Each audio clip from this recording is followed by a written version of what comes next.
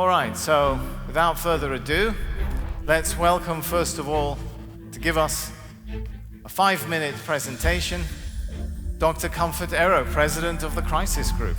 Go ahead.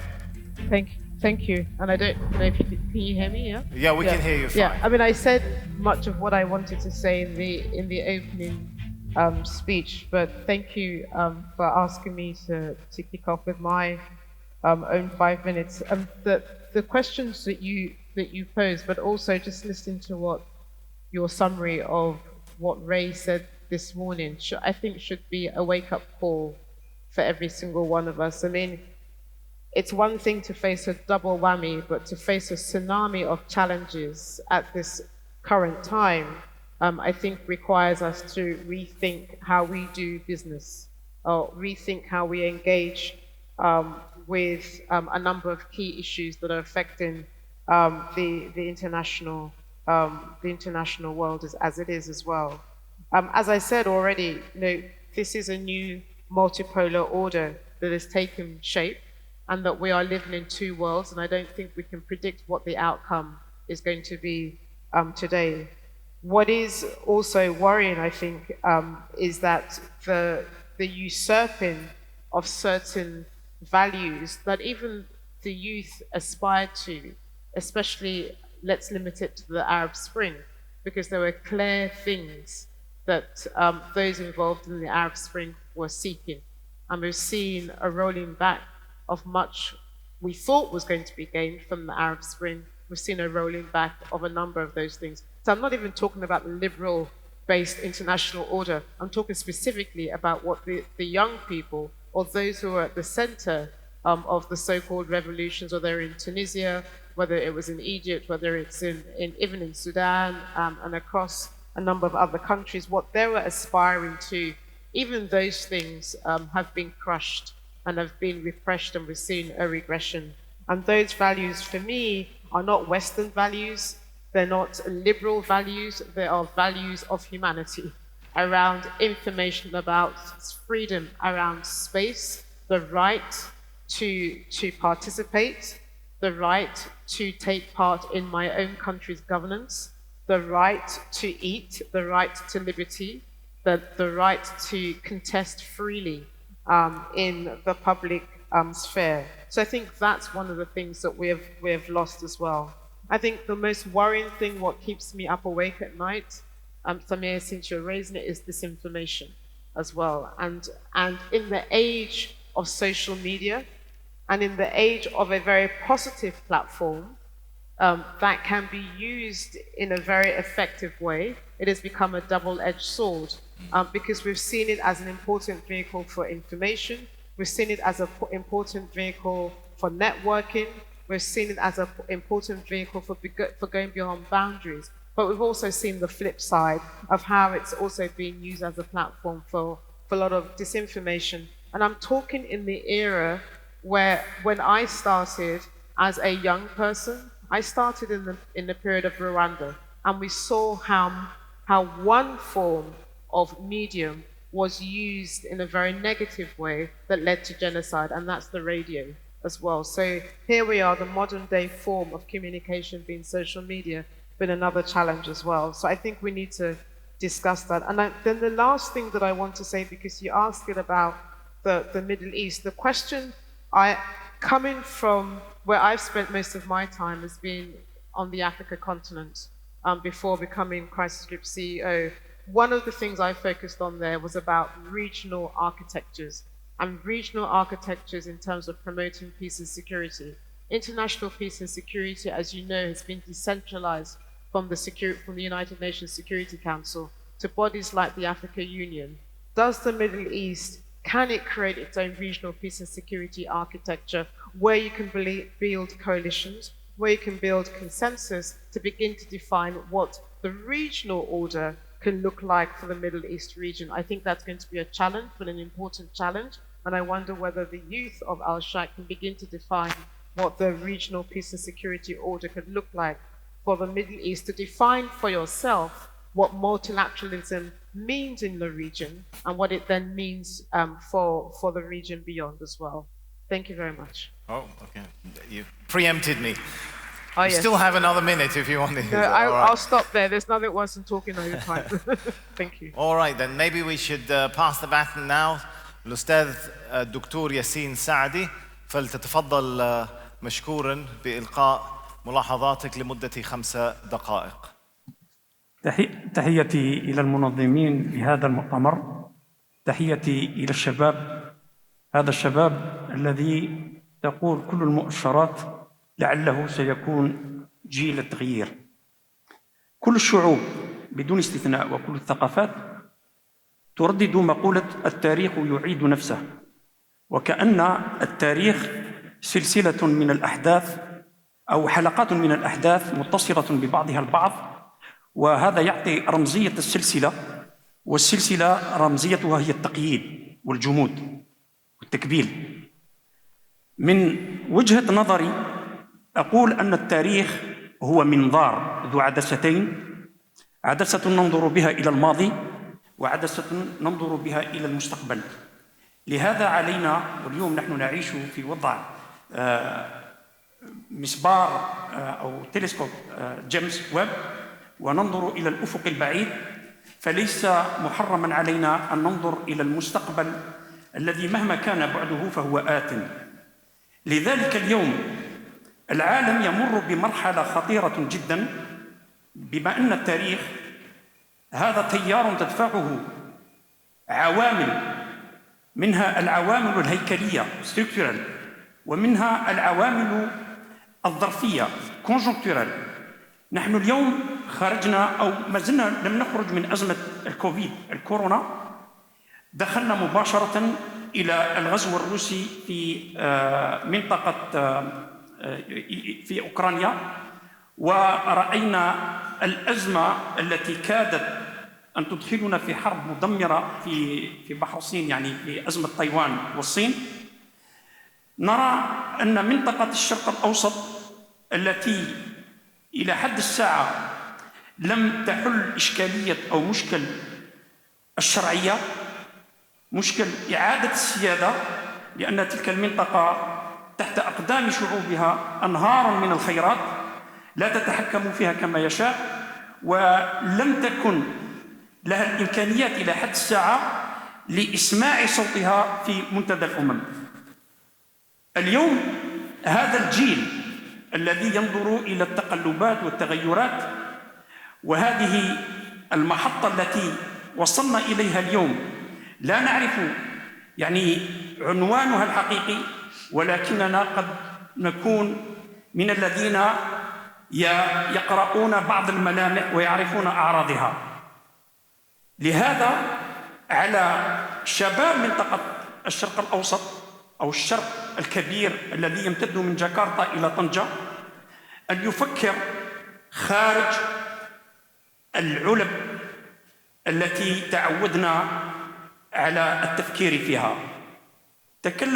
تكلمت السيدة عن الثورات العربية وسمتها الربيع العربي. لي تحفظ بالنسبة لهذا المسمى، أنا سميته وبعض الناس كذلك سموه خريف الأنظمة العربية، لأن الربيع يزهر، ورأينا أن الأحداث التي حدثت بداية في تونس منذ موت بوعزيزي إلى غاية الأحداث في مصر واليمن وسوريا، رأينا أن الأحداث تسلسلت وكانت دماء ومآسات، وسيطرت الدولة العميقة التي اليوم مع يعني إذا أخذنا بعد مهم من الأحداث سنجد أن الدولة العميقة بن علي حقيقة هرب، بن علي حقيقة سقط، ولكن بن علي كان قناعا لنظام ودولة قائمة الأركان.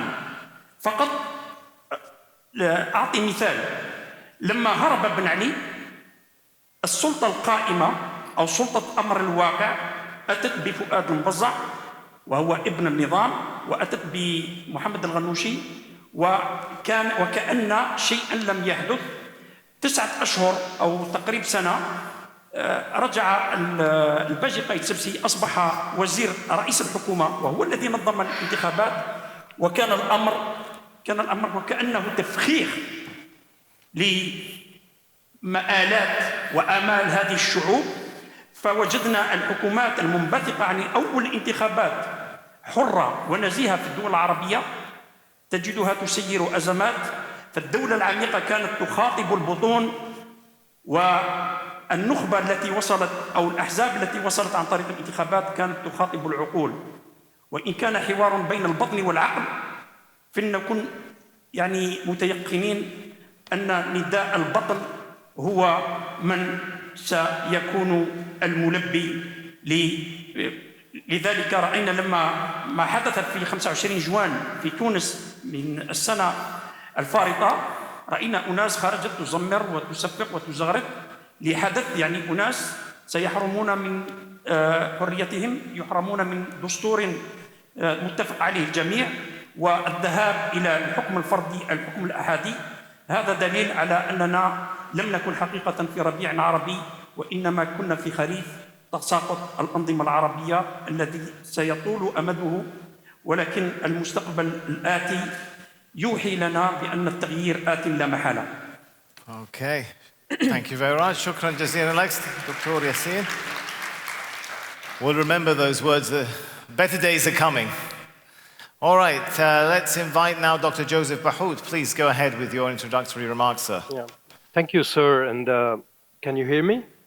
Yes. Thank you very much, sir. And first of all, a word of thank you and congrats to Sharq Forum and to our friend Dr. Waddah for this comeback to public and live events. It's a pleasure to be here again.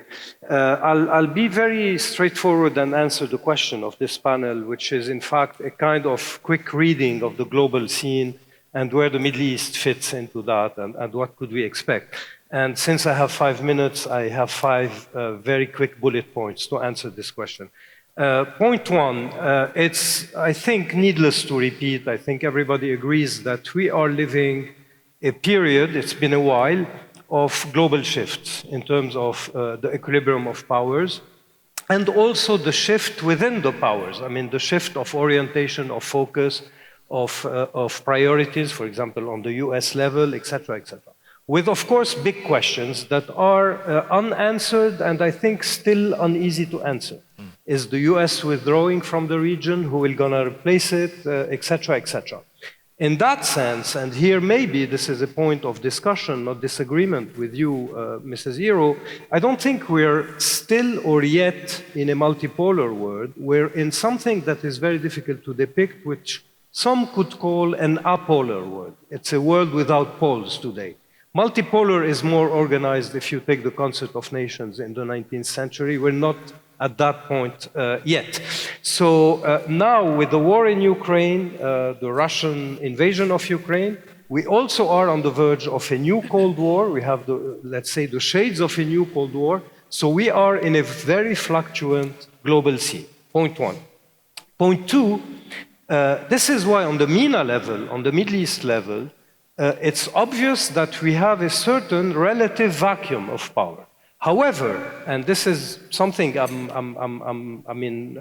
would like to shed the light on, having a vacuum of power, meaning the US retrenching from the Middle East, doesn't mean that the other global powers like China and Russia are forcibly gonna fill it. There was a very interesting tweet a few days ago by Ghassan Salameh after the Biden's visit saying, okay, the US is retreating from the region, but it doesn't mean that China and Russia are the contenders. Maybe the local powers, the regional powers, are gonna fill this vacuum in a way or another. So this is the second point.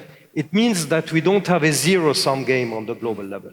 Point three, I mentioned the regional powers. What is obvious also and very interesting is that most of these new incoming regional powers are either external or peripheral to the Middle East region. Israel, Iran, Turkey, the Gulf state, if we take the Middle East in its narrow sense, Russia, China, of course, and etc.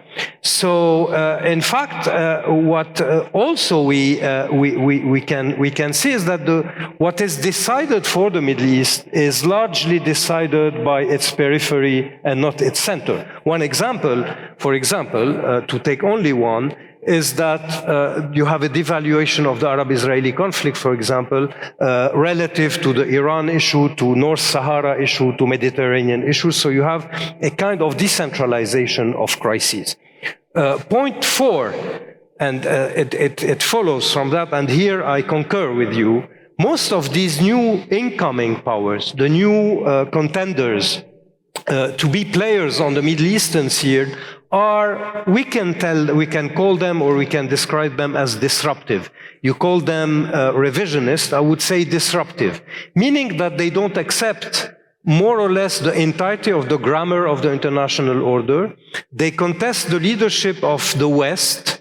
And here we can clearly say that the Western clout is diminishing on the global level. And if we follow Kissinger's metaphor, they are unsatisfied powers. They still have appetites. Turkey in the Mediterranean, Iran in the Mediterranean, etc., etc. Which leads me to my fifth and last point before concluding. This is why I think that, first of all, the first feature that we have to read carefully on the international scene, and it has an effect on the MENA region, these powers act in a very transactional manner. They don't follow a clear line. This is why you have a lot of incoherences in certain positions. Take Turkey, for example, being both a NATO member, but also close to Russia, working with Iran closely on other files, and etc. Saudi Arabia being still in the US realm of protection, but having excellent relations with China and Russia. So you have an incoherence that is very much transactional. These new powers are bargainers. They are bargaining for power, and everything is to be sold and bought. The second observation in conclusion, and here I think I will completely follow Dr. Wadah's introductory remarks and speech, we are still living in the Middle East with the legacy of the unanswered questions opened by the Arab revolutions. We have not treated the root causes of these revolutions. We have only treated the security aspect of them, and this is why the fire is still underneath the surface, and this is why, and this is my third conclusion, we probably are heading towards a decade of instability. I hope it's not insecurity, it's not the same thing, security and instability, but we will have a period of instability for a while because the tectonic plates are moving and shifting.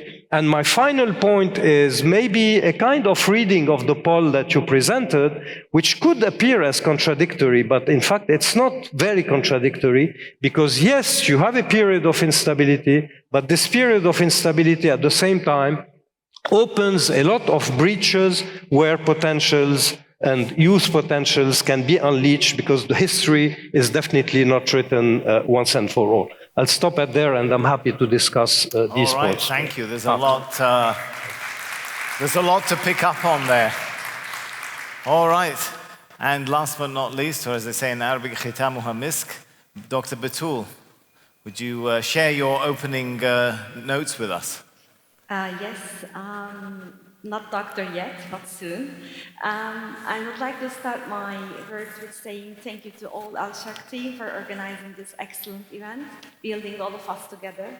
So all these questions posed in the abstract that I already mentioned with the rest of panelists actually require long discussions over many concepts and theories. So my purpose now is to question them more, as much as I can, to have more volumes of discussions over the change or disintegration in the world politics.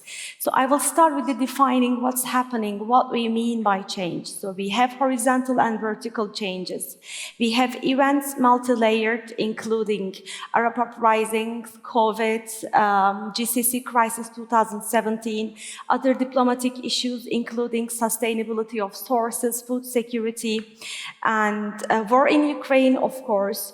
So I read this as new forms of hegemonic struggles among the state and non-state actors based on old rivalries and competition. So we do have new things, but it doesn't mean that the old rivalries and competitions are already settled or dealt with the actors of the region or of the global politics. So here the question comes, Do we have a change based on status quo, or do we have a change based on reform? What I mean by status quo here, we might refer forces of neo-authoritarianism in the names of reform, or we might have right away status quo powers calling for one type of world governance without including other actors, without including an organic approach to the region or in general world politics. So when it comes to reform, again, we have two actors, one of them calling for a naive status quo power. They do call for reform, but they would like to have their own status quo. Then we have others which are calling more naive way of dealing with the politics. Of course, they are the minority powers in the world politics. So amid all these changes we are going through, do we have really a disintegrated world politics? Do we have Middle East or Al-Sharq in another way settled properly in these changes? So from my point of view, unfortunately not yet. We do have determining role of natural sources, which is quite rich in Middle East, quite rich in Al-Sharq. But are we using them are we accommodating them to push the development or change in the region from a human capital, social capital approach? Or are we, or the leaders of Middle East countries, using them for new ways of new authoritarianism? Because once you have material and non-material power, of course, the global politics is somehow oriented to your political force. So between all these questions, we have, of course, stages in change, and in this change, we have also stages of Al-Sharq in the world politics. So we do have internationalization of politics, which is quite early days. Then we have a growing or governing the Western way, the world politics. Again, Al-Sharq was settled quite properly in a colonial way in it. Then we had, finally, some post-colonial interpretations, which was not successful, but at least there were some struggles. Then we had self-rule in some parts of the Middle East succeed, some other parts are not succeed properly.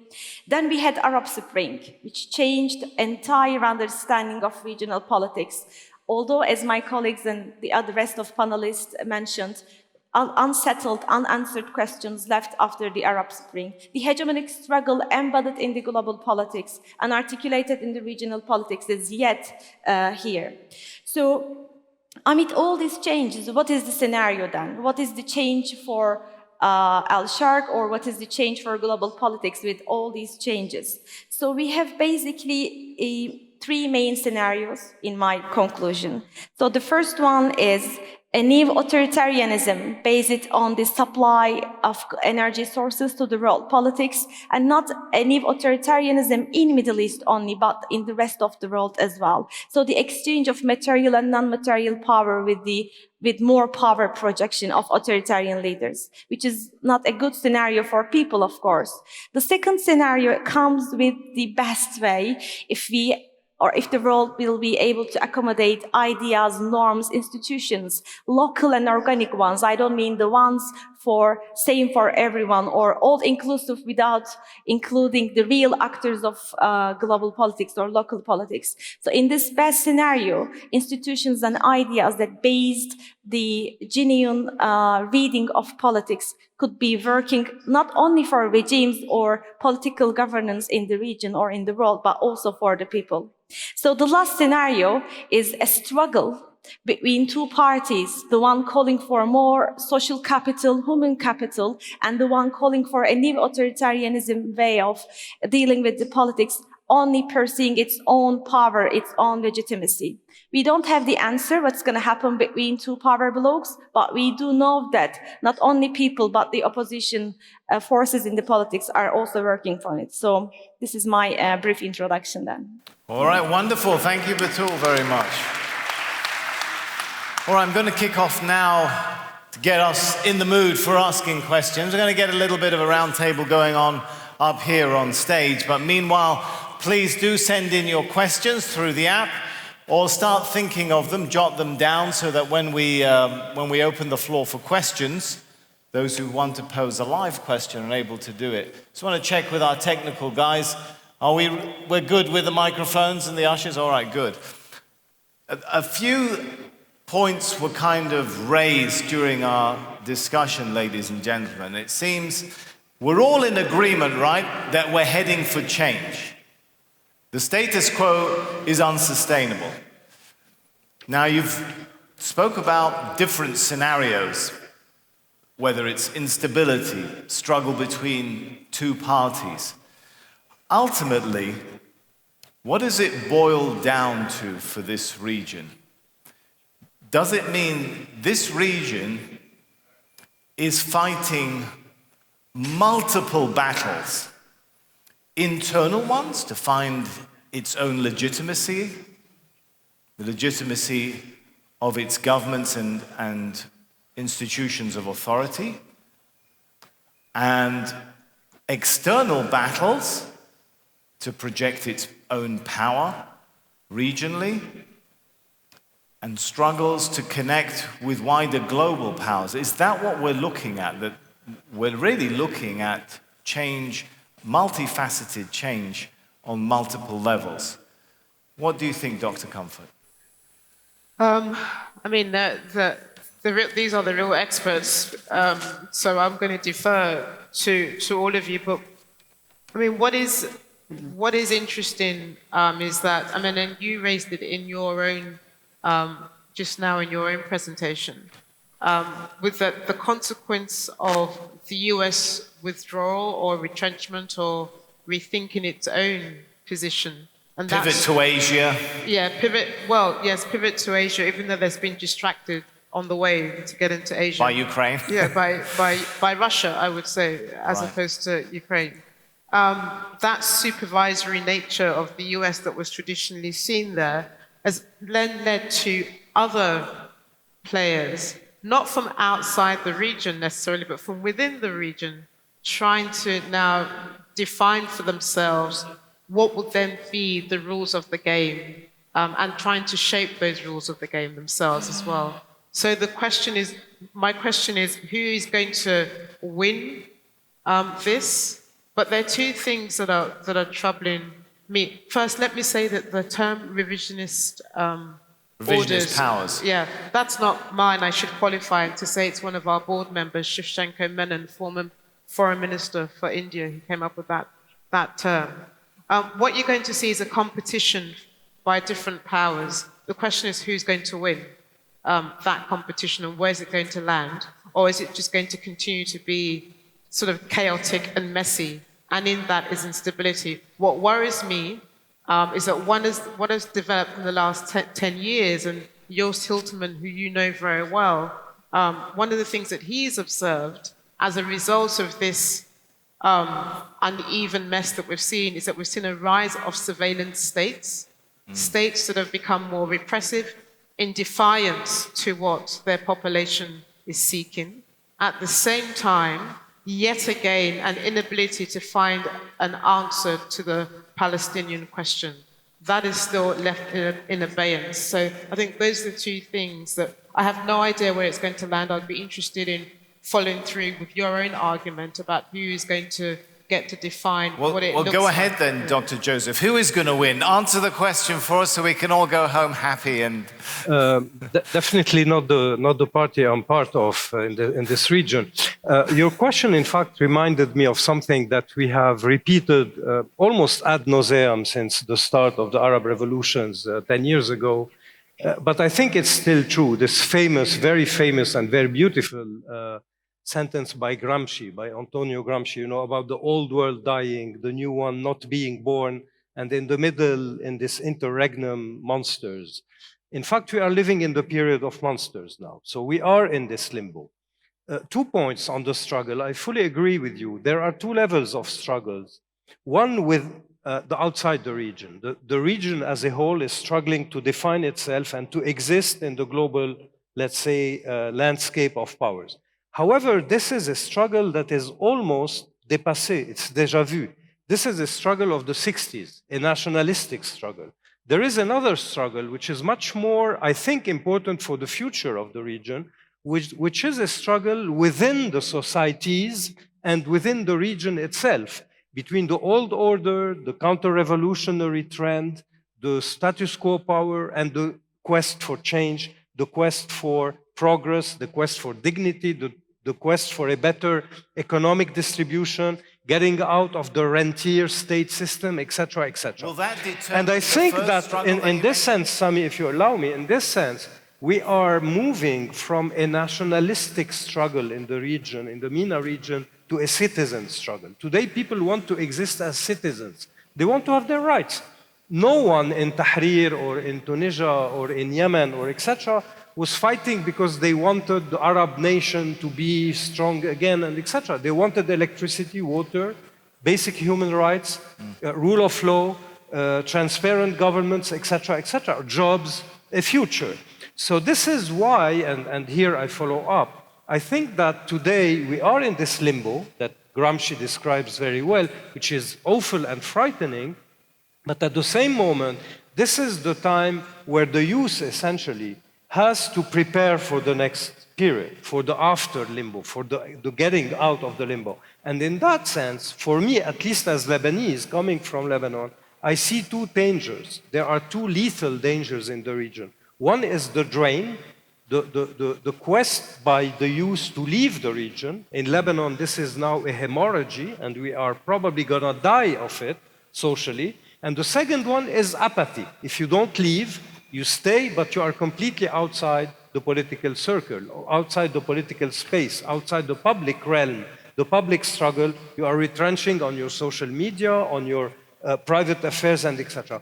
Both these two phenomena, I think, are the potentially lethal phenomena and trends that threaten this region within itself and within its place and its role in the global world. Because if this region is emptied by its youth and by its potential, maybe it will have a place on the global chessboard. It will sell oil, it will sell energy, but it will not sell, let's say, innovation, progress, renewal, vibrance, and etc. And this is why this region is today very much, I think, in danger of not disappearing, of course, but of being marginalized on the global level. Beautiful. So there's some points here that we're drilling down to.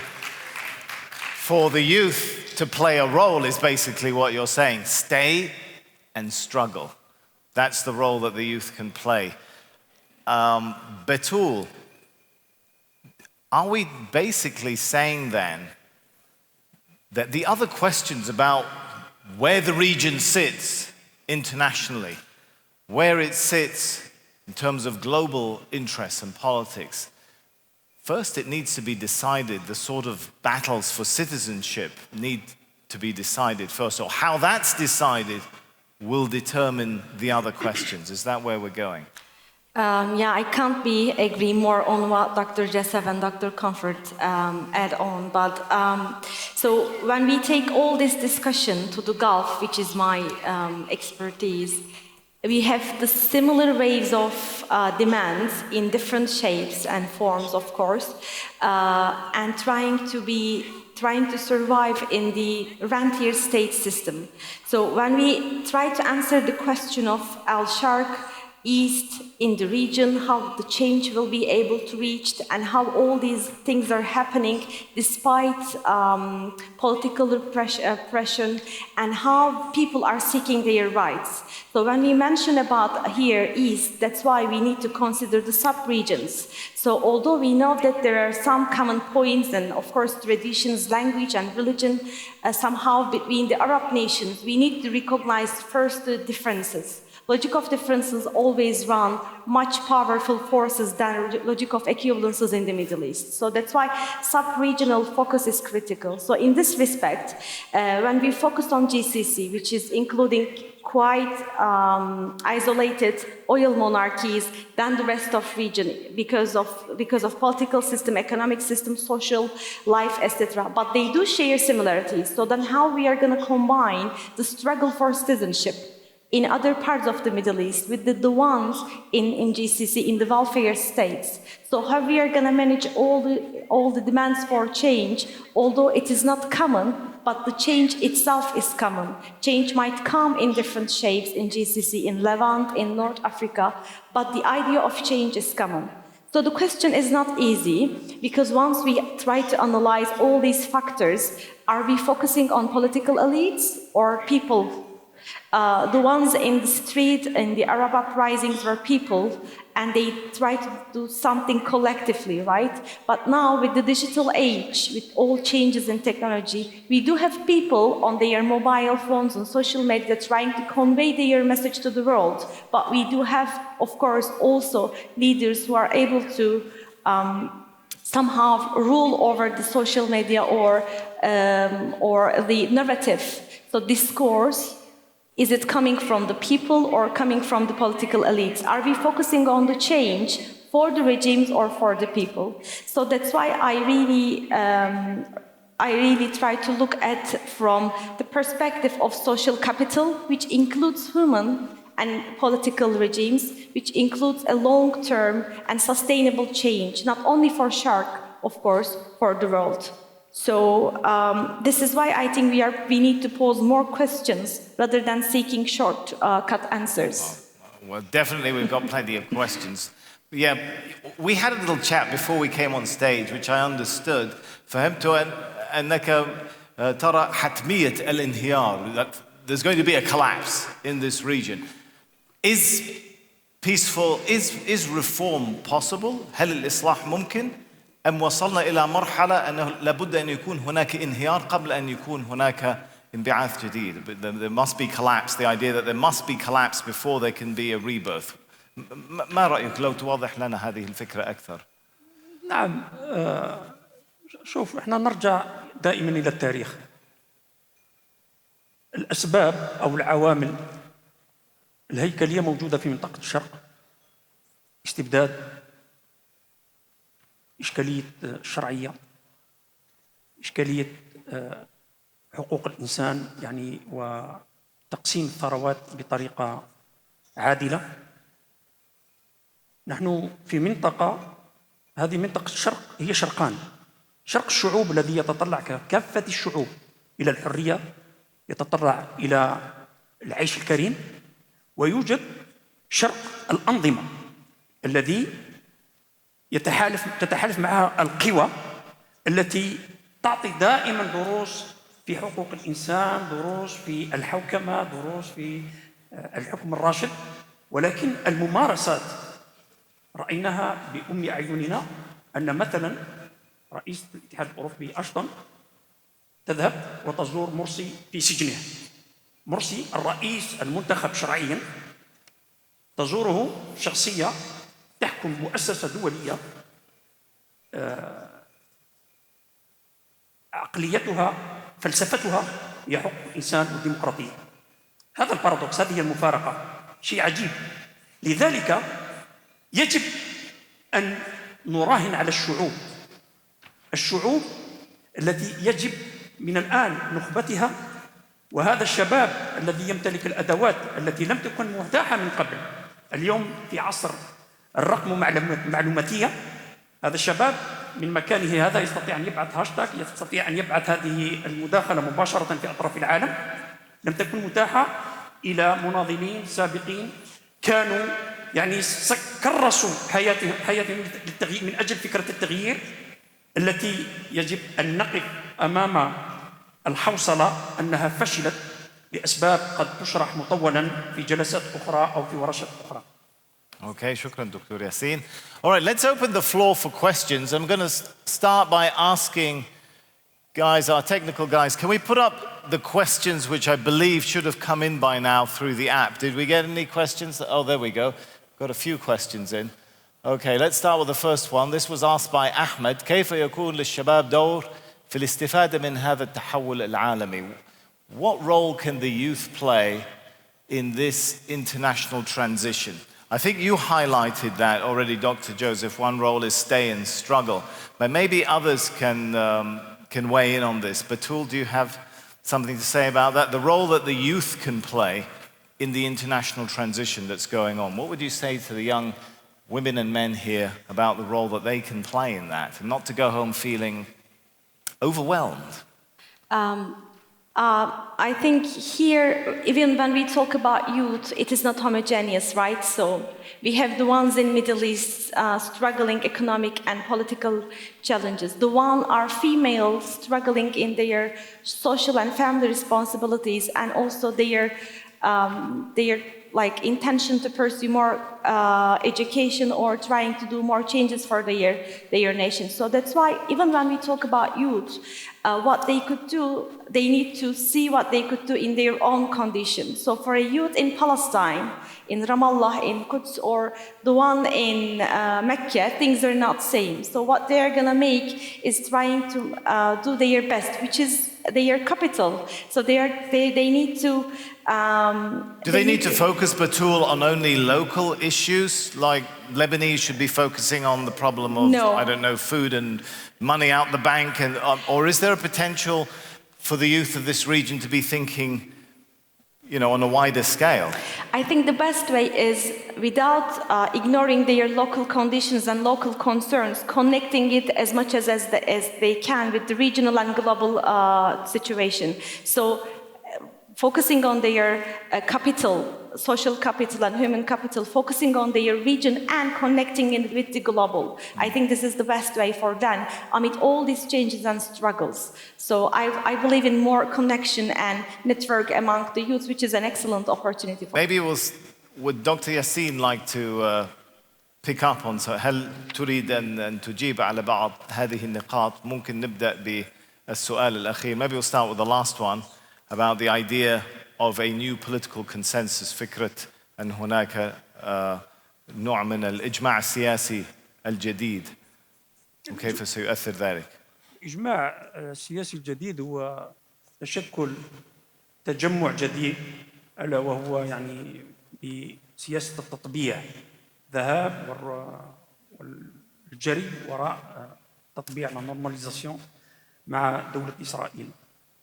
ظناً من الحكومات والأنظمة أن الحلف مع إسرائيل سيطيل أمد عمر تلك الأنظمة، ولكن هذه الأنظمة لا تقرأ تاريخ ولا تعتبر، لأن إسرائيل في نهاية المطاف ستلتزم بتحقيق مصالح اقتصادية، امتداد جيوستراتيجي يعني وجيوسياسي، ولكن إسرائيل في نهاية المطاف رغم معارضتنا للاحتلال والقمع والمأساة التي يعيشها شعبنا هناك، إلا أن إسرائيل كدولة ككيان هو كيان تحكمه القوانين، تحكمه الديمقراطية، وله فلسفة خاصة للبقاء ليس موجودة عند الأنظمة التي ذكرناها. أما عن السؤال الذي طرحه الأستاذ يتكلم عن التكتل ضد إيران، فإيران مشكلة إيران مشكلة قديمة جدا منذ عهد الشاه إلى غاية قيام الثورة الإيرانية في 79، ودخلت مباشرة بطريقة أخرى في صدام أو صراع أو في حرب مع العراق لأسباب يعلمها الجميع. بقت إيران البعبع الذي يجعل من منطقة الخليج دائما أسيرة الخوف، أسيرة الاجتياح، أسيرة امتداد الثورة الإيرانية، لذلك تكون زبون أبدي إلى الخردة أو ما يسمى بالأسلحة الأمريكية أو الأسلحة الغربية. I think that touches upon some of the points which you raised, Dr. Joseph, about powers on the periphery. And maybe you can pick up on that with reference to what the questioner was asking, what Fakuda was asking about. Are we seeing a change looking at what's happening in Iraq in the position of Arab versus non-Arab Shiites? Yes, thank you. Definitely. I mean, yes, and this is... Can we get his mic on, guys? Yes. Okay, something should be working now. Does it work now? No, I'm not sure we still are.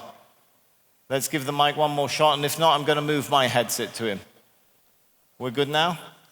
Try again, Dr. Jones. Okay, definitely yes. Okay. But this is not new. I mean, it's been a while that for the people who study international relations of the Middle East, we are talking about this rise of peripheral nations. I mean, we often say that, in fact, the security system, the security architecture of this region is largely defined by a triangle which is outside the Arab region, Turkey, Israel, Iran, etc. But regardless of that, and here I come back to the issue of the Arab revolutions and what they have left behind.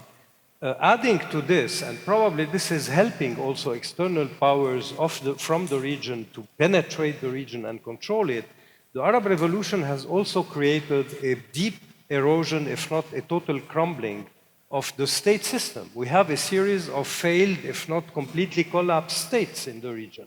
Syria, Yemen, Libya, Tunisia, luckily is not there yet, but others also, they are unable to control more than 10, maybe to 15, 20% of their territory. Of their own territory. So you have the end of the nation-state system without something else replacing it. Rise of sectarianism, communitarianism, tribalism, regionalism, etc., etc.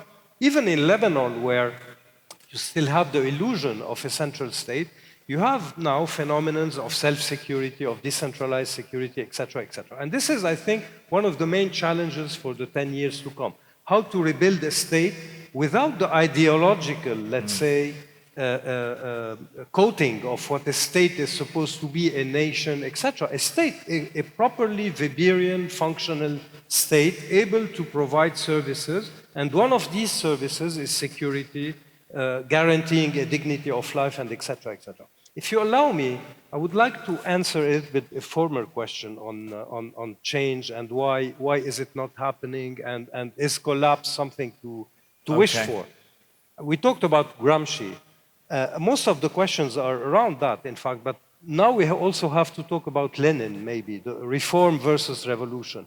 We all had in mind, theoretically, a model whereby the total collapse would bring the radical change. This is true in theory. However, the cases of the Arab revolutions have showed that, in fact, total collapse could bring also total chaos for a very long time if, and this is the most important part, if the alternative is not ready. And this is where the unleashing potential Can I throw in that comes. Exactly what you're talking about? There's a question exactly. up there This saying, is why I wanted to answer this question. is it because there's no clear vision of what comes after the revolution? Let me elaborate on that a little bit.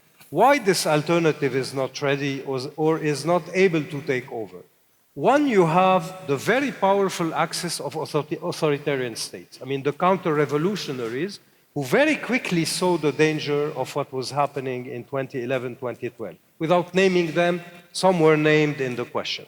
Then you have the legacy of decades, it started in the 30s, of desertification of the public sphere, of the intellectual sphere, the decay of higher education, the degradation of, let's say, a kind of liberal culture in the proper sense of the term. And then, and here probably I will be a bit provocative, you have also the Western responsibility. The West wanted to only read this region through one specter, I mean one lens and one paradigm only, which was security, completely ignoring the quest, the desire for change, and what was boiling underneath the surface, the quest by a new generation for something different, even on the level of the relation with the West. Right. Because it was afraid of refugees, of terror networks, etc., which I understand, but having, in fact, reinvested completely today, and I think the example of the Emirates and Saudi Arabia today are very eloquent, reinvesting today in a kind of policy insurance which is only based and predicated on authoritarianism and anti-change and etc. I think this is a myopia that the West will end up paying again and again, if not tomorrow, maybe after tomorrow. And this, I think, puts exactly the question of reform and revolution on the table. And this is why I was saying this limbo period within which we are living today should be used by the societies and mainly the youth in the societies of this region in order to prepare for the alternative, for when it will start again or come back again, this argument by the West that, okay, we want Assad out, but who will replace Assad? Right. We want Mubarak out, but who will replace? We have to provide the answer from within, and this answer was not properly provided for reasons that are numerous and endless, but we have to tackle these reasons if you have to succeed the reform in the future. Fantastic. That's a task for the youth to put together, I think, the vision for what's next. Let's see if we can get another question, live question from the audience. Okay, do we have maybe there's a lady there. Let's give the lady a chance. Can we get a microphone to the lady over there, please? Okay, once again, your name, and please keep it, if you don't mind, keep it to one question and short. Thank you very much. So my name is Ivajna, and I'm a master's degree student in international relations and political science. So as we know, after World War I and II, the whole states they agreed that the solution for the war and preventing the war is founding an international organization that will try to solve it in a diplomatic way before it comes to war. And this, of course, this international organization is the United Nations. After that, we had a more regional one like the African Union and the European Union. But after the war in Ukraine and Russia, we saw this failure in preventing the war. Yes, they did their job, but they failed in preventing the war, which was the first goal for this kind of institution. So my question is, us as youth, should we try to find solution within those international organizations? Should we try to reconstruct them or see what we can do with them? Or we should see outside of the international organization, outside of the international corporation to find solution for the world in the future. Thank you. Thank you very much. Dr. Comfort, do you want to have a stab at that question? Basically, should the youth be looking to work within the existing architecture, or is it time to look outside? The architecture has failed us. I think you have to do both. I don't think it's an either or, and I think the United Nations also knows that its legitimacy depends very much on others working with it. It's why it developed this whole effort at partnership on the continent, for example, where it relied heavily on the West Africa body, ECOWAS, the African Union. I mean, the UN in Africa, for example, without the AU, doesn't work anymore. That argument has been long won. And also the Security Council itself, the last 15 years, at least certainly on the African continent, has been increasingly decentralized in its own responsibility. You know, the UN Security Council is supposed to be the arbiter of international peace and security. And it's been divesting that responsibility to bodies like the African Union as well. I think there's a lot that we can learn about the 2 decades of partnership. I think what is very clear, and we say it a lot in Crisis Group, is very much what our former president said. He said, it's not a beauty contest. Nobody alone has the capacity to go it alone in dealing with these threats to international peace and security. It's very clear today that the UN on its own, the AU on its own, the European Union on its own cannot deliver peace and security. They have to work together.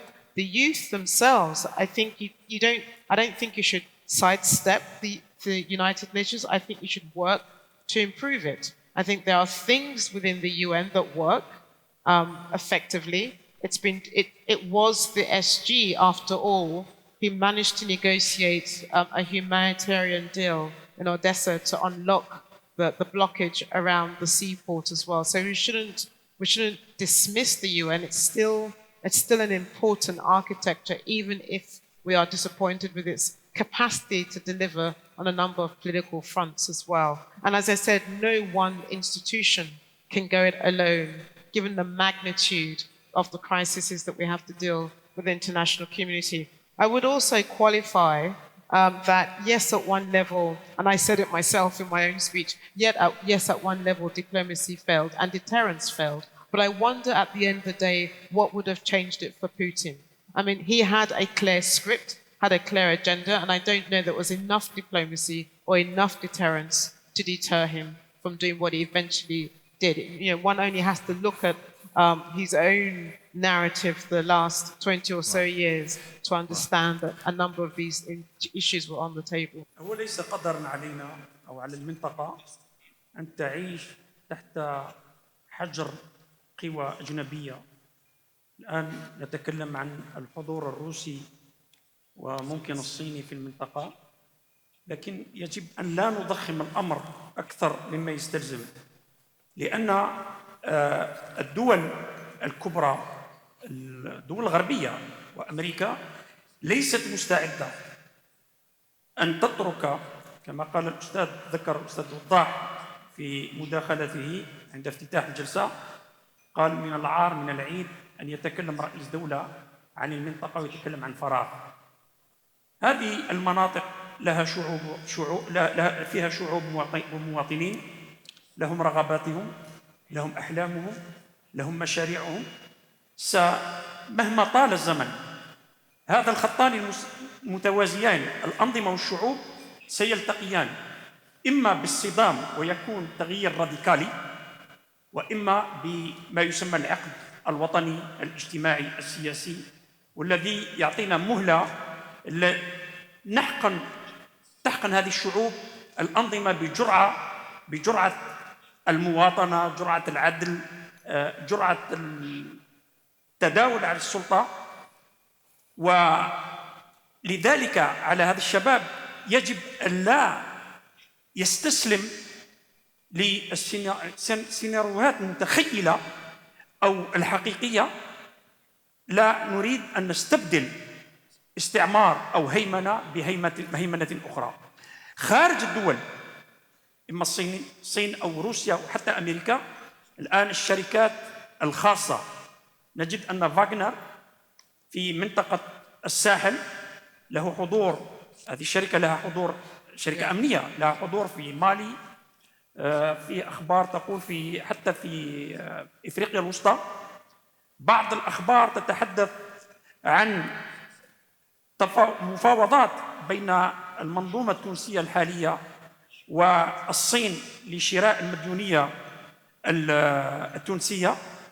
بالطبع الصيني تاجر قبل كل شيء، براغماتي، ولكن الروسي له دوافع أخرى ويريد موطئ قدم في المياه الدافئة. Thank you very much. شكرا جزيلا Dr. Yassine. I think we've got some, I know we have a lot of questions, but unfortunately we've gone over our hour. But I'm happy to see that we've got so many more hands up there. My apologies. However, the good news is this discussion can continue after this session. We're going to take, I think it's a coffee break now? Lunch break. All right, even better news. We're going to take a lunch break. So our distinguished panel is going to be here. We can continue these sorts of discussions. Some takeaways so far. The youth have a role to play in coming up with the vision for what will come after this period. The youth can play a role as well, thinking not only locally, but also in terms of regional issues, and can work within existing architecture and beyond it. Thank you very much. Let's extend a very warm hand to our panel here, and I'll hand you back to Zamzam.